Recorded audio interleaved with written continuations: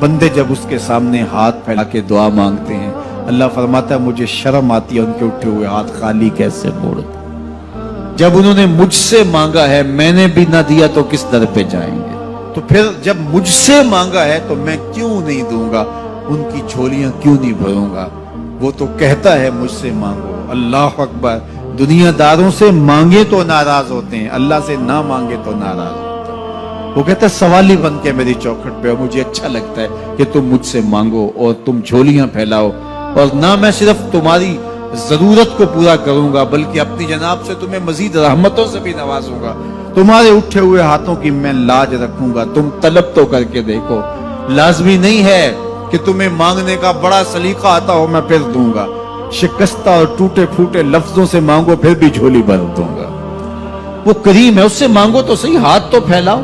جس زبان میں مانگنا آتا ہے مانگو، عربی میں مانگو، ہندی میں مانگو، سندھی میں مانگو، پنجابی میں مانگو، نظم میں مانگو، نثر میں مانگو، اقبال کے لہجے میں مانگو، رومی کی طرز پہ مانگو، سعدی کے انداز میں مانگو۔ نہیں مانگنا آتا خالی ہاتھ پھیلا دو، وہ بند لبوں کی بولیاں بھی سنتا ہے۔ آؤ تو صحیح اس کی چوکھٹ پہ، جھولی تو پھیلاؤ۔ زلیخا بت کے آگے ہاتھ جوڑے کھڑی تھی، کیا کہتی تھی؟ یا صنمی یا صنمی، اے میرے بت مجھے بچھڑا ہوا یوسف ملا دے۔ اس کا اعتقاد تھا کہ یہ مجھے دیتا ہے، اور وہ ہاتھ جوڑے کھڑی تھی، لیکن وہ پتھر کا مادو بلا اس کی کیسے فریاد سنتا۔ لیکن وہ روزانہ کھڑی ہو جاتی تھی، دعائیں مانگتی تھی، یا صنمی اے میرے بت مجھے بچھڑا ہوا یوسف ملا دے۔ زندگی گزرتی گئی، لیل و نہار کروٹیں کھاتے گئے، عمر ڈھلنے لگی، چہرے پہ جھریاں ابھرنے لگی۔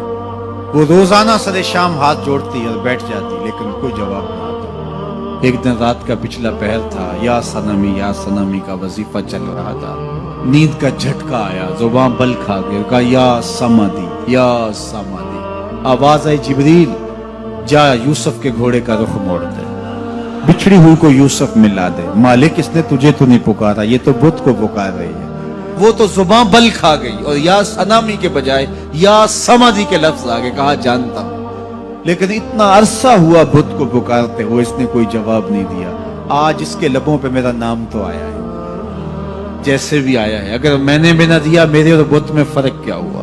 جا بچھڑی کو یوسف ملا دے۔ کوئی مانگے تو صحیح، کوئی ہاتھ تو پھیلائے۔ ہم تو مائل بکرم ہیں، کوئی سائل ہی نہیں۔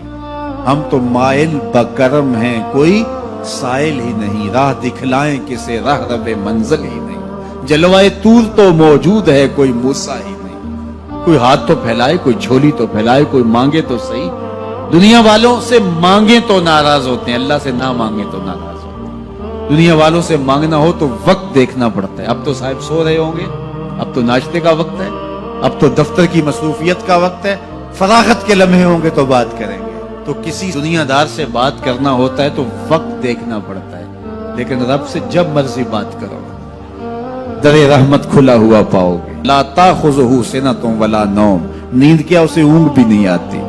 جب بھی مانگو گے دستے کرم کشادہ پاؤ گے۔ جب بندے اس کے سامنے ہاتھ پھیلا کے مانگتے ہیں، اللہ فرماتا ہے مجھے شرم آتی ہے ان کے اٹھے ہوئے ہاتھ خالی کیسے موڑ دوں۔ تو ہم بھی اللہ کے حضور دعائیں کرتے ہیں، اگر کسی کو وہاں جانا نصیب ہو تو وہ تو قبولیت کے بہترین لمحے ہیں، اور اگر نصیب نہیں بھی ہوتا تو 9 ذی الحج کو ہم یہی کھڑے ہو کے کہتے ہیں مالک وہاں تو آ نہیں سکے، یہاں تو کھڑے ہیں، میرے مالک تو کرم فرما دے اور ہمارے صغائر کبائر سارے معاف فرما دے۔